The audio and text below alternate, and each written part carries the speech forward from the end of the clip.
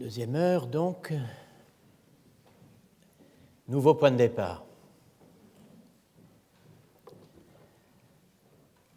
Mon point de départ est situé à 26 km au nord de Colmar, à 55 km au sud de Strasbourg, à 12 km à l'ouest de Sélestat.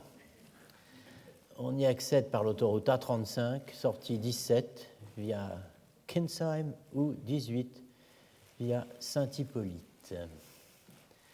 C'est le château du Haut-Königsbourg, offert par la ville de Sélestat à Guillaume II de Hohenzollern en 1899 et restauré par l'architecte Bodo, je n'ai pas dit Bobo, Bodo Ebhardt, entre 1900 et 1908.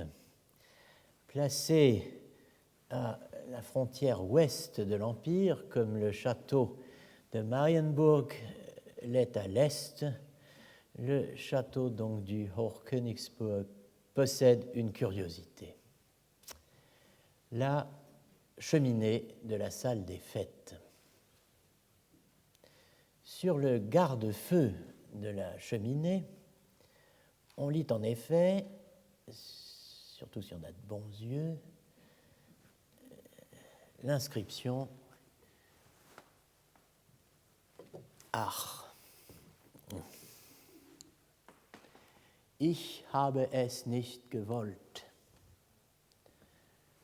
Je n'ai pas voulu cela. D'aucuns attribuent cette phrase à Guillaume II, qui aurait voulu marquer dès 1915 sa désapprobation du bain de sang dans lequel l'Europe, le monde, se trouvait plongé. En fait, cette grille n'a été forgée, semble-t-il, qu'en 1917, sans avoir été, semble-t-il toujours, commandée par l'empereur. Mais il n'y a pas de fumée sans feu. Frédéric Guillaume, Victor Albert de Hohenzollern, a bien exprimé son regret. Si l'on en croit un article de l'Arbeiter Zeitung du 1er août 1915, qui cite approximativement une déclaration de l'empereur qui, visitant le front de l'Ouest, aurait déclaré à la vue d'un monceau de cadavres « Ma conscience est pure devant Dieu et l'histoire. Je n'ai pas voulu la guerre. »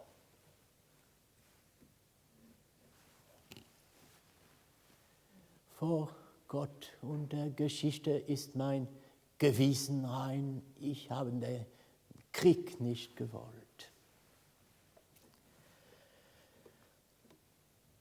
C'est en tout cas la phrase « Ich habe es nicht gewollt », je n'ai pas voulu cela, que reproduit une abondante production de cartes postales de propagande montrant l'empereur, casque à pointe à la main, tête inclinée, devant la tombe qu'on imagine fraîche d'un soldat tombé au front.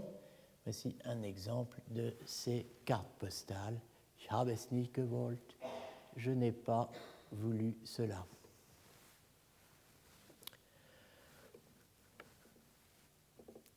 Je n'ai pas voulu cela. On retrouve la phrase qui s'en étonnera dans l'extraordinaire, torrentielle et folle pièce de théâtre de Karl Kraus, publiée sur son journal Fackel entre 1915 et 1922 sous le titre Die letzten Tage der Menschheit, les derniers jours de l'humanité. Elle figure en conclusion, terrible, lugubre, comme dernière réplique de la pièce, véritable mot de la fin. Stimme von oben, der Sturm gelangt, die Nacht verwillt, zerstört ist Gottes Ebenbild. Zerstört ist Gottes Ebenbild. Großes Schweigen, die Stimme Gottes, ich habe es nicht gewollt. Dernier jour de l'humanité, scène finale, une voix d'en haut, l'assaut a réussi dans un combat furieux et détruit ce qui fut à l'image de Dieu. Grand silence, la voix de Dieu, je n'ai pas voulu cela. On oublie, bon c'est bouleversant, mais on oublie trop souvent que cela, ich habe es nicht gewollt, a été dit auparavant par Petit Guillaume, cette fois de manière purement ironique, dans l'acte 3, scène 40, qui met en scène Mariechen et Willichen, Petite Marie et Petit Guillaume. Frau Kommerzienrat Van Schaffe, die bis jetzt leuchtenden Auges zugehört hat, Mariechen, sei du mal ganz stille. Vater sagte, ihr dürftet Weltkrieg spielen, aber die Grenzen der Humanität müsstet ihr einhalten. Willichen kann keiner Fliegenhaar krümmen. Er schützt seinen Besitzstand so gut er kann. Er führt einen heiligen Verteidigungskrieg. Willichen weinend. Ich habe es nicht gewollt. Mariechen, wer denn? Ma petite Marie, tiens-toi à carreau, tu veux? Votre père a dit que vous aviez le droit de jouer à la guerre mondiale, mais vous devez respecter les limites de l'humanité. Mon petit Guillaume ne ferait pas de mal à une mouche, il protège son bien autant qu'il peut, il mène une sainte guerre défensive. Petit Guillaume pleurant, je n'ai pas voulu cela. Petite Marie, qui alors? Qui alors? Je n'ai pas voulu cela. Avec cette illustration dramatique dans tous les sens du terme de la définition du sujet comme sujet d'imputation, nous voilà confrontés en une petite phrase et au niveau où se noue la volonté et l'action, au double problème de la définition du vouloir et de la distinction entre le vouloir et ce que j'appellerais pour le moment le ne pas vouloir. Il y a bien des façons d'aborder ces questions. La manière archéologique n'excluant pas la clarification conceptuelle et l'analyse philosophique, je partirai comme souvent, et comme je le referai d'ailleurs bientôt, d'un texte du grand philosophe américain Roderick Chisholm, 1916-1999, tiré de La liberté humaine et le moi, Human Freedom and the Self. Il s'agit d'un casus quasi médiéval, d'une expérience de pensée, si vous préférez, qui va servir à mettre en place une série de distinctions à la suite d'une analyse rigoureuse. La situation, à nous, Français, semblera tout à fait improbable. Chisholm est américain, donc il a probablement une vision assez différente des choses. Envisageons le cas d'un fonctionnaire moralement scrupuleux, bien que dans certaines limites. En raison de ses scrupules moraux, il ne ferait rien pour recevoir un pot de vin. Il n'en solliciterait pas de façon active. Mais, parce que sa moralité a des limites, s'il devait être confronté à un fait accompli, ou encore être informé d'un état de choses à venir, par exemple 10 000 $ qu'on déposerait derrière son garage, il succomberait à la tentation et serait incapable de résister. Il s'agit là, dit Chisholm, d'une situation générale assez familière qui explique que les gens prient pour être délivrés de la tentation. Selon son habitude, il est un des rares philosophes de la tradition analytique à le faire. Chisholm, précisément pour clarifier son propos, évoque un auteur du Moyen-Âge, en l'occurrence celui que les Anglais appellent Anselme de Canterbury, où le dit Anselme est mort archevêque en 1109, que les Français appellent Anselme du Bec, en raison de son appartenance bénédictine à l'abbaye Notre-Dame du Bec en Normandie, au Bec et Loing, près de Brionne, et que certains Italiens appellent Anselme d'Aoste, où Anselme est censé être né en 1033. Alors, pourquoi recourir à Anselme? Parce que, dit Chisholm, notre relation à la mauvaise action que nous envisageons, peut ne pas consister seulement dans le fait de pouvoir la produire ou non. La situation est plus complexe. Elle est plus riche. Et c'est ce qu'a bien vu philosophiquement Anselme. Comme l'a remarqué saint Anselme, donc notre relation à la mauvaise action, le pot de vin, que l'on perçoit ou non, ne consiste pas seulement dans le fait de pouvoir produire ou non cette action. Comme l'a remarqué saint Anselme, il existe au moins 4 possibilités que nous pouvons illustrer sur notre exemple du fonctionnaire et de l'événement consistant à recevoir un pot de vin. Vous trouverez ça dans La liberté humaine et le moi, entre autres, un texte repris dans La responsabilité, questions philosophiques, un ouvrage édité par M. Neuberg, Paris, Presse universitaire de France. En anglais, there are at least 4 possibilities. On peut illustrer cela donc de 4 façons, parce que notre relation au misdeed ne réside pas simplement dans le fait d'être able to bring it about or not to bring it about. Vous notez donc l'expression to bring about rendue dans la traduction que j'ai mentionnée il y a un instant par produire. Quelles sont donc ces 4 possibilités? Donc, l'affaire du pot de vin, mais avec une conceptualité anselmienne et des distinctions faites par Anselme. Première possibilité, le fonctionnaire peut être capable de produire lui-même l'événement, ce qui dans le latin d'Anselme se dirait facere esse, auquel cas il se causerait activement lui-même à recevoir le pot de vin. Ce n'est pas du Chateaubriand. Bon. Deuxièmement, il peut être capable de s'interdire de le produire lui-même, non facere esse, auquel cas il ne ferait rien lui-même pour s'assurer de recevoir le pot de vin.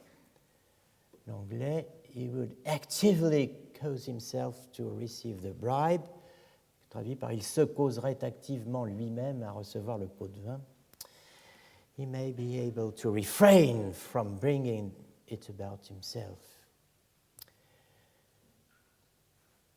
2 premières possibilités. On en a 4, voici la 3e et la 4e. Il peut être capable de faire quelque chose pour empêcher que l'événement se produise. Facere non esse. Auquel cas, il fera en sorte que les $10,000 ne soient pas déposés derrière son garage. Je t'interdis de faire ça. Bon. 4e, il peut être incapable de faire quoi que ce soit pour empêcher que l'événement ne se produise, non facere, non esse. Auquel cas, bien qu'il n'eût pas sollicité le pot de vin, il accepterait de le recevoir. En anglais, on dirait plutôt peut-être, bien qu'il n'ait pas, sollicité le pot de vin, il s'autoriserait lui-même, de allow himself, to keep it, à pas même le recevoir, mais à le garder. Bon. Alors,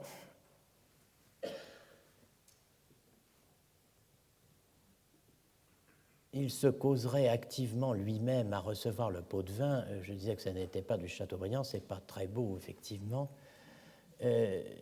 Bon, mais que dire? L'idée, c'est que ce fonctionnaire indélicat ferait tout le nécessaire, ferait ce qu'il faut, ferait tout pour recevoir le pot de vin, n'est-ce pas? Mais bon, il faut malheureusement garder le mot « causer » pour des raisons qui vont apparaître rapidement. Dans l'exemple que nous avons évoqué, donc, avec Chisholm insiste sur le fait que le fonctionnaire peut résister à la tentation indiquée par 1, produire lui-même l'événement,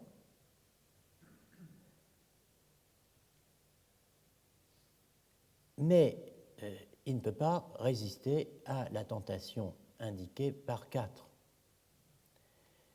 C'est-à-dire, il ne peut pas se résoudre, en somme, à faire quoi que ce soit pour empêcher le dépôt du pot de vin.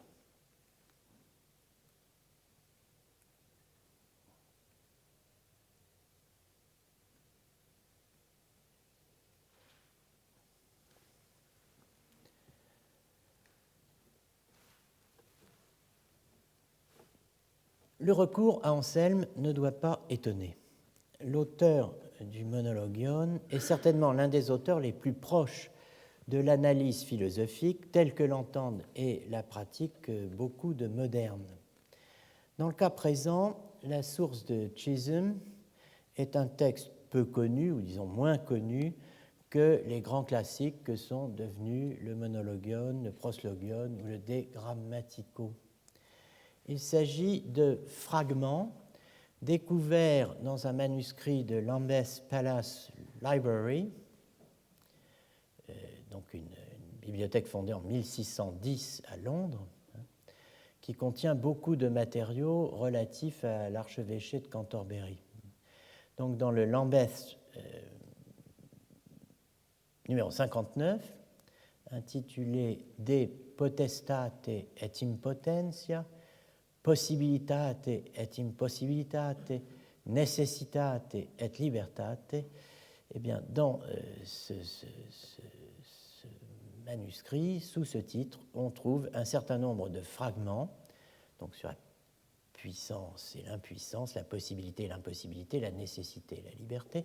On trouve un certain nombre de fragments qui ont été, découverts donc en 1936 et publiés par le grand éditeur d'Anselme, Schmidt, sous le titre donc de Lambeth Fragments. Philosophiquement, le faire renvoie au pouvoir et au vouloir. Tout particulièrement, s'agissant de définir la liberté, dont une définition standard est précisément fondée sur la combinaison des trois, faire, pouvoir et vouloir. Le vouloir faire renvoie au faire et au pouvoir faire, le pouvoir renvoie au vouloir et au faire. Ces renvois ne sont pas tous du même ordre et les termes ne se groupent pas tous de la même façon. C'est la tâche du philosophe de clarifier leurs relations s'il veut traiter de la puissance et de l'impuissance, de la possibilité et de l'impossibilité, de la nécessité et de la liberté.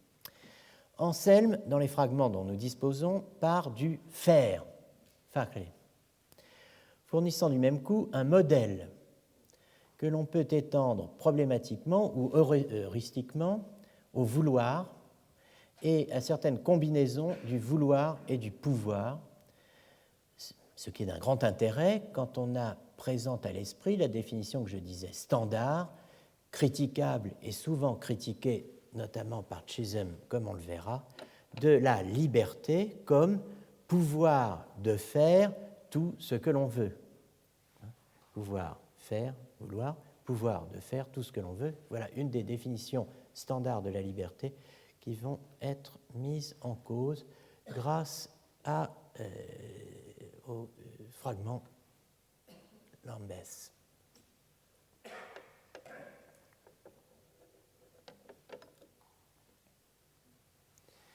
Donc, tout ce qu'on dit, ce qu'on appelle faire, ou bien fait en sorte que quelque chose soit, ou fait en sorte que quelque chose ne soit pas. Donc, tout faire peut être appelé faire être ou faire non être, qui sont deux affirmations contraires, qui ont deux opposés, deux négations, non facere esse, ne pas faire être, et ne pas faire ne pas être. On peut représenter ces quatre possibilités par ce que j'appelle le carré du faire, les numéros correspondent à l'ordre dans lequel les termes ont été introduits par Anselme, mais le dispositif du carré correspond à des relations logiques. Donc, facere esse, FE, qui s'oppose à facere non esse, FNE. En dessous, nous avons NFNE, non facere non esse et non facere esse en 2. On confond souvent, ou on exprime souvent notre Anselme 1 par 4, 4 par 1, ou bien 3 par 2, ou 2 par 3. En tout cas, faire être, ne pas faire être, faire ne pas être, ou ne pas faire ne pas être, on a là des verbes auxquels, si on peut dire, manque un objet, un terme, un terminus. Faire être quoi? Que veut dire exactement facere esse? Plusieurs philosophes et historiens de la philosophie ont analysé et discuté le texte d'Anselme. Le plus célèbre est le grand anselmien Desmond Henry, éditeur et commentateur du De Grammatico, le texte d'Anselme sur grammairien, je ne dis pas le grammairien, spécialiste de la logique d'Anselme, mais aussi de la mériologie, c'est-à-dire de la théorie des parties et des tout et des parties, théorie logique, moderne et médiévale. Dans un article portant directement sur la logique de l'action ou de l'agence, Anselm's Logic of Agency, Sarah Uckelman, qui s'appuie sur des analyses de Desmond Henry, répond à la question de ce que j'appelais l'objet ou le terme du facere esse. C'est dans son analyse du faire, du doing, que réponse est donnée. Faire, dit-elle, cela signifie faire en sorte que quelque chose soit ou ne soit pas. Ce qui veut dire que faire revient à faire en sorte que P, ou P, désigne un état de choses. X fait signifie donc X fait en sorte que P, X fait que P. Vous avez ici donc l'analyse en anglais de Sarah Uckelman, et vous voyez que P est une proposition, enfin la lettre P désigne une phrase, une clause littéralement, qui décrit un certain état de choses, tandis que non P est une abréviation pour ce n'est pas le cas que P. Bon, en tout cas, on peut retranscrire tout le propos anselmien en termes de causalité. Faire être, c'est causer à être. C'est causer P à être. Causer P à être étant une abréviation pour faire en sorte que P soit le cas. On a donc 4 possibilités désignées par A, B, C et D. Facere esse, dans le langage de la causalité, to cause to be. B, facere non esse, to cause not to be. Non facere non esse, not to cause not to be. Non facere esse, not to cause to be. Dans ces expressions, donc, to cause P to be should be understood as a shorthand, une abréviation pour to do such, faire en sorte que P soit le cas. Si un agent X fait en sorte que P est le cas, alors il cause P à être et réciproquement. Cette abréviation est licite, dit-elle, dans cette situation. Les types A et B, facere esse, facere non esse, sont affirmatifs et ce sont des contraires, selon Anselme. Les types C et D sont appelés négatifs et même si Anselme ne le dit pas explicitement, ce sont aussi des contraires. ce qui fait que les relations entre ces quatre peuvent être représentées par un carré que Uckelmann appelle le agentive square of opposition, que voici. Donc vous reconnaissez le carré logique d'Aristote avec simplement les termes que nous avons employés, A, B, C et D, facere esse, facere non esse, non facere non esse, non facere esse. To cause to be, to cause not to be sont des contraires, to cause to be, not to be sont plus ou moins subalternes, n'est-ce pas, ou équivalents. Not to cause to be et to cause not to be sont subalternes, plus ou moins équivalents. Ce que veut dire Anselme, c'est qu'on emploie souvent, mais à tort et dans un sens impropre, l'un pour l'autre. En tout cas, not to cause not to be est bien la contradictoire de to cause not to be, et to cause to be est bien contradictoire de not to cause to be. A est contradictoire de D, B est contradictoire de C. A et B sont des contraires, C et D sont des contraires. On dirait en logique médiévale des subcontraires. Donc, vous voyez, on a une structure logique rigoureuse, une analyse qui correspond donc à une première analyse du faire chez Anselme. On pourrait développer cela, puisque vous savez que les contraires ont certaines propriétés logiques qui ne sont pas celles des contradictoires. On pourrait entrer plus en détail dans les relations entre ces quatre-là. Mais ce serait aller trop vite, car en fait, le propos d'Anselme ne s'arrête pas là. Dans un second temps, Anselme distingue en fait 6 modes du faire. Il y a, dit-il, 6 modes du faire. Sex modis facere pronunciamus. Alors, les 6 modes du faire que on peut dire que je prends en considération la deuxième moitié de mon texte. On peut dire que on fait aliquid esse être quelque chose, soit parce que facit id ipsum esse, c'est ça qu'on appelle vraiment facere, soit parce que non facit id ipsum non esse, soit parce que facit aliud esse, soit parce que non facit aliud esse, soit parce que facit aliud non esse, ou bien non facit aliud non esse. Alors, on se dit, c'est bel et bon, mais qu'est-ce que cela veut dire? Bon, on distingue ici, comme le montre bien Uckelmann, une action, une agencie, une agence positive.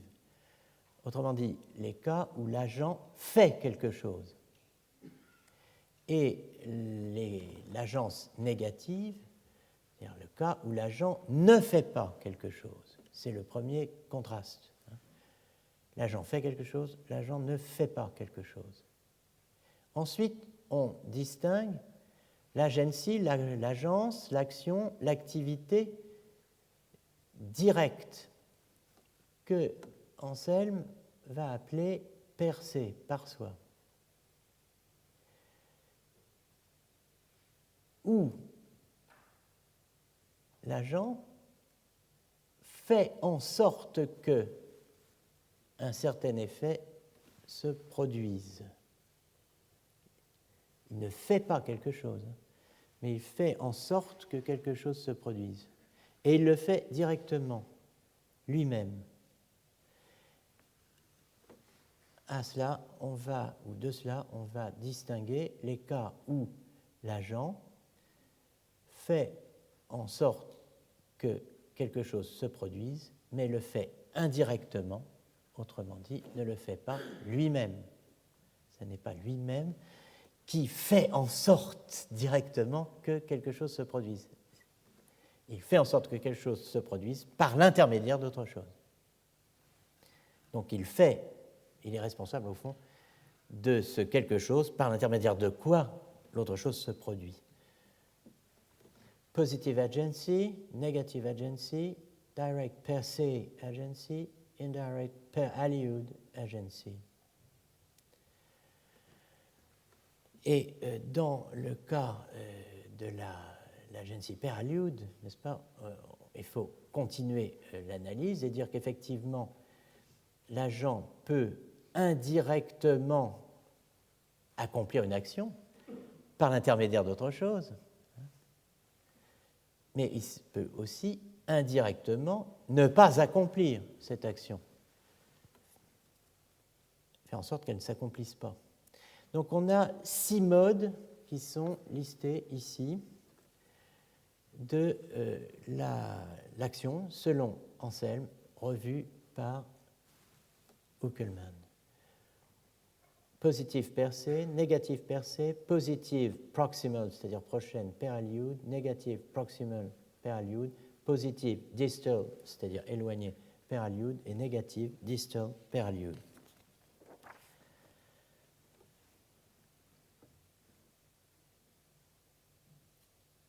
On peut illustrer ces 6 modes par des exemples, les exemples que donne Anselme lui-même.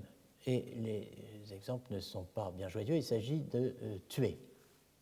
Cette fois, nous y sommes. Hein. Je tue, nous. Non, là, tuer.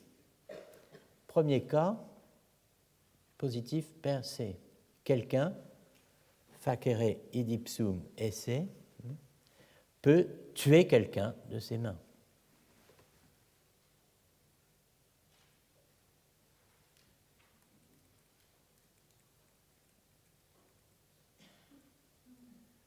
Je retrouve le latin. Facere id ipsum esse, hein, donc quelqu'un tue quelqu'un d'autre de ses mains. Non facere id ipsum esse, le deuxième cas.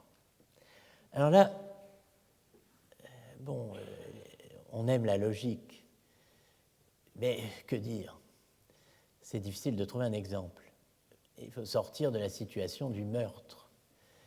Et donc Anselme se place du point de vue de la résurrection et dit, eh bien là, n'est-ce pas, c'est ne rien faire pour ressusciter un mort. Une fois qu'on l'a descendu, n'est-ce pas, on ne fait rien pour le ressusciter. Bon, l'exemple est un peu capillotracté, mais enfin c'est pour les besoins de la logique. C'est beaucoup plus situationnel, contextuel et évident dans les cas suivants. Facere aliud esse. Alors, faire autre chose, faire que quelque chose d'autre soit.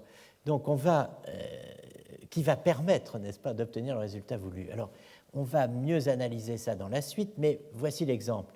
C'est armer le tueur. Si je donne une arme au tueur, je fais en sorte qu'il puisse réaliser son objectif, à savoir tuer la victime. Facere aliud esse, c'est faire, je fais quelque chose, je lui donne une arme, et lui fait ce qu'il a à faire, à savoir il tue. Non facere aliud esse, c'est ne pas armer la victime, c'est-à-dire ne pas donner à la victime le moyen d'échapper au meurtre. Dit Anselme. Facere aliud non esse, c'est désarmer la victime. La victime était armée, on lui retire son arme, ce qui fait qu'on la rend non armée et donc on la met à la merci de l'assassin. Et enfin, on a non facere aliud non esse, qui est ne pas désarmer le tueur. Donc, tuer, ne pas ressusciter, armer le tueur, ne pas armer la victime, désarmer la victime, ne pas désarmer le tueur. Voilà les 6 modes distingués par Anselme. Alors vous voyez qu'on a utilisé per se, per aliud dans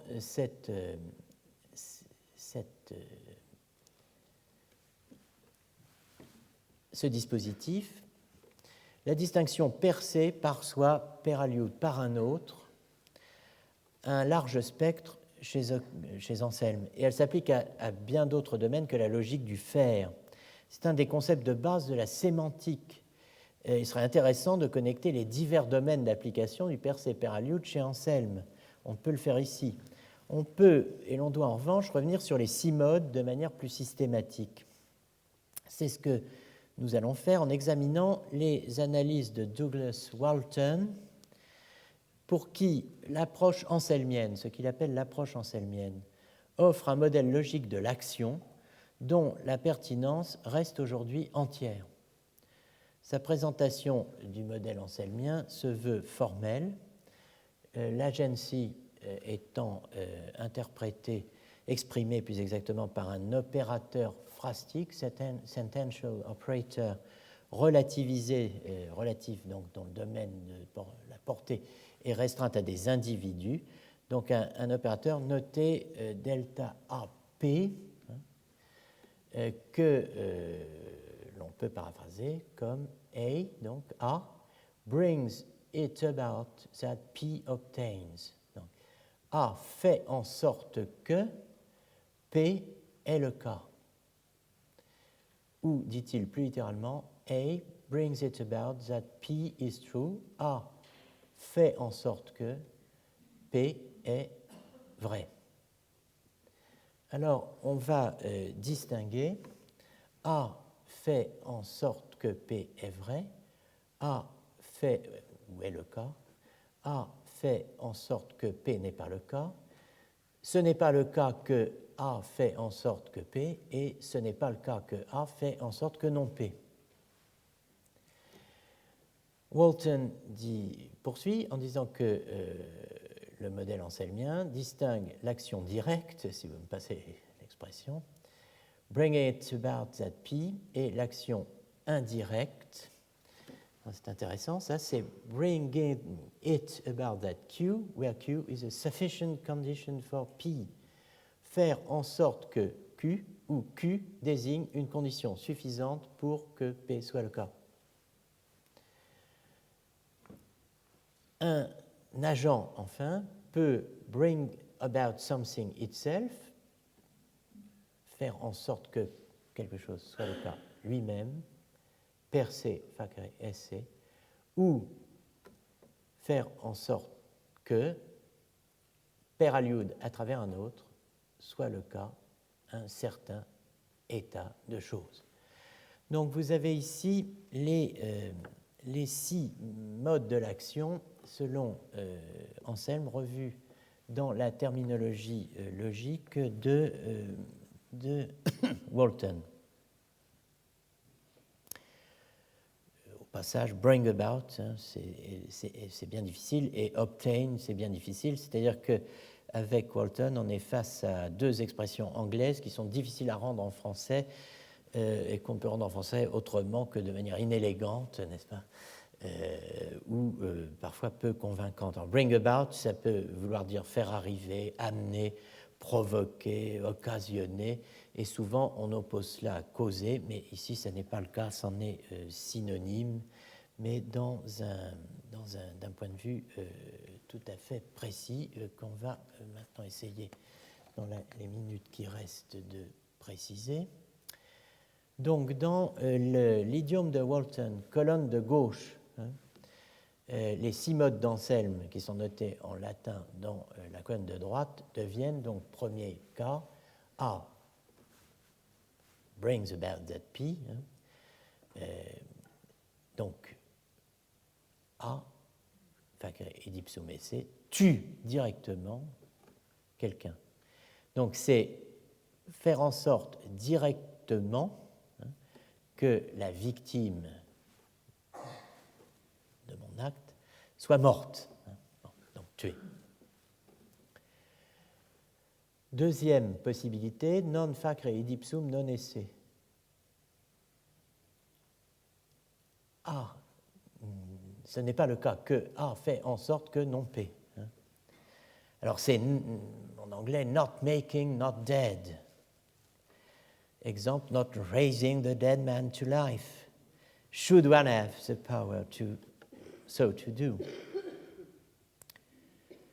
Bon. troisièmement, alors, A fait en sorte que Q, et si Q, alors B fait en sorte que P. Fackrey, Aliud et C. Donc, c'est dans l'analyse d'Anselme, c'est donner une arme au tueur, hein, et dans le jargon de Walton, cela devient bringing about, bon, faire en sorte qu'il y ait un certain état de choses, Q, tel que quelqu'un d'autre, B, va tuer la victime. Donc, Q désigne un état de choses. Le tueur a une arme. Et l'on poursuit ce chemin de croix.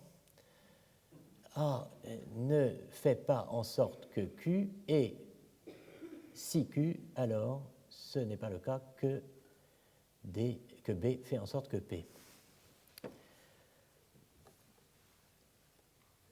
Failing to bring about some Q such that somebody else does not kill the victim. Bon, en fait, c'est beaucoup plus clair si on dit que, effectivement, on n'arme pas la victime.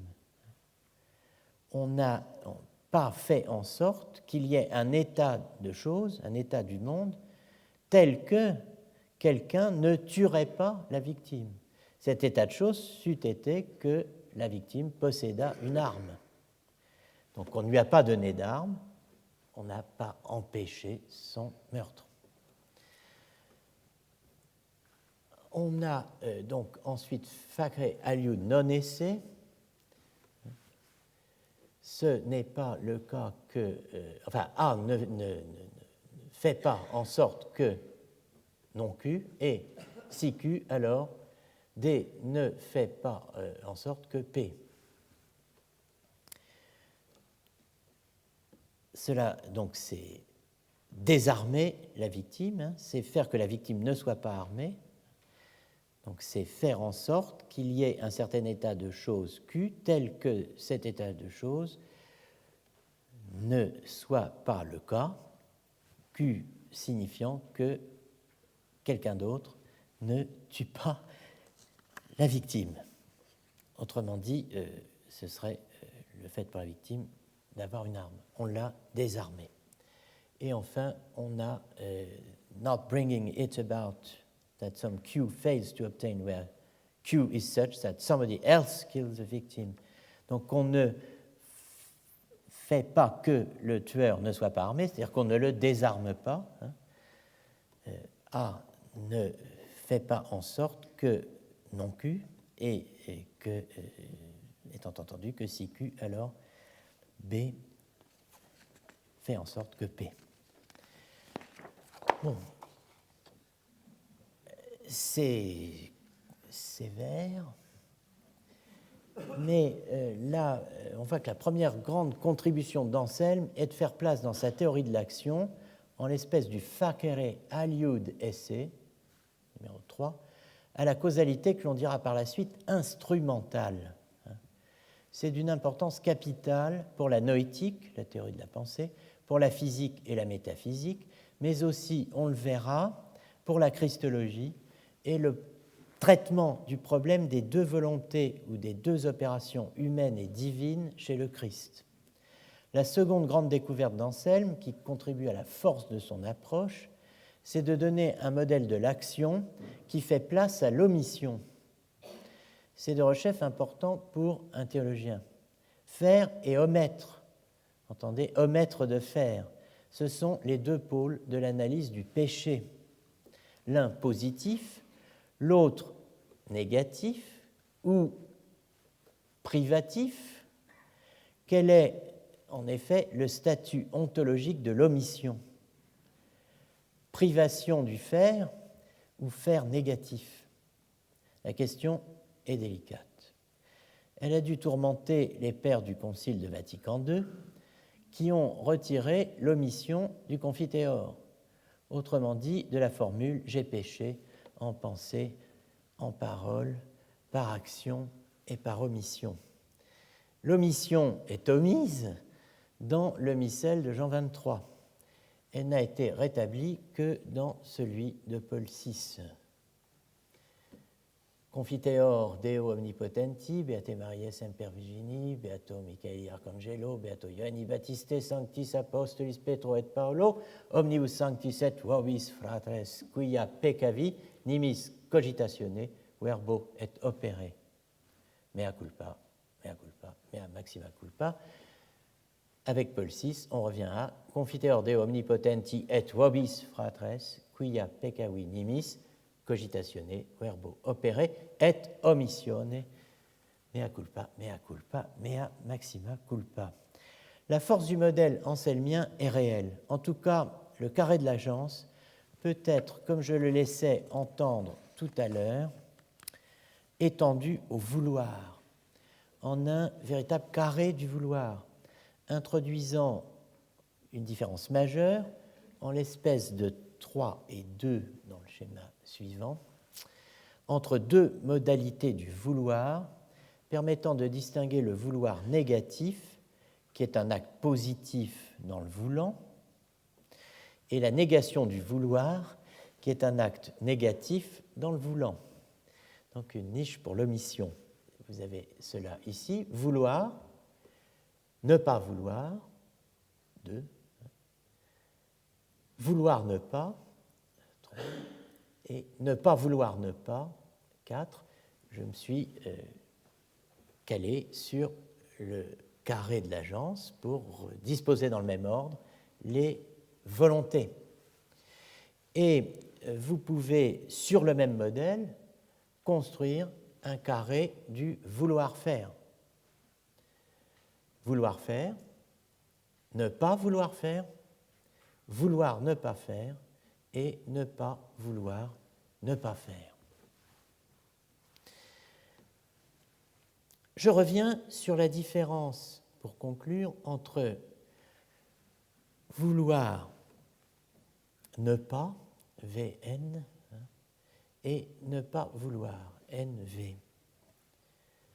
Elle court du Moyen Âge à l'âge classique et au-delà, sous la forme d'une distinction bien exprimée en latin par le couple volle, nolle, nolle, vouloir ne pas, et non volle, ne pas vouloir, ne pas vouloir que. La distinction nolle versus non volle est très importante. Elle est bien exprimée, alors quand je vous dis qu'elle est anselmienne, mais on la retrouve à l'âge classique, mais effectivement, vous la retrouvez dans le Lexicon Philosophicum Terminorum Philosophicis Usitatorum, 1653, de Michaelius, qui n'est autre que Johannes Lütkeschwager, 1597-1658, dont le Lexicon Philosophicum Terminorum Philosophicis Usitatorum, ordine alphabetico sic digestorum, utinde facile liceat cognosce, eh bien, a été publié effectivement à Iéna en 1653. Vous voyez, notez donc cette distinction entre ne pas vouloir ou ne pas vouloir que, non volle, et vouloir ne pas ou vouloir que ne pas, nolle. Selon Michaelius, voluntatis functiones sunt velle et nolle. Les fonctions de la volonté sont velle et nolle, vouloir et nolle. Mais certains distinguent entre nolle et non volle, au sens où id nollimus, nous nollons, ce que nous empêchons, alors que non vellimus, nous ne voulons pas, ce que nous permettons, cum detestatione, avec répugnance ou dégoût. Ich habe es nicht gewollt, je n'ai pas voulu cela, dit Guillaume II, qui probablement avait lu Lütkeschwager, et son Lexicon Philosophicum Terminorum Philosophicis Usitatorum. Je consacrerai une prochaine séance donc au traitement de Welle, Nolle et non-Welle dans l'histoire des théories de la volonté et de l'action. Et par là se termine notre propos d'aujourd'hui. Je vous remercie et bonne année.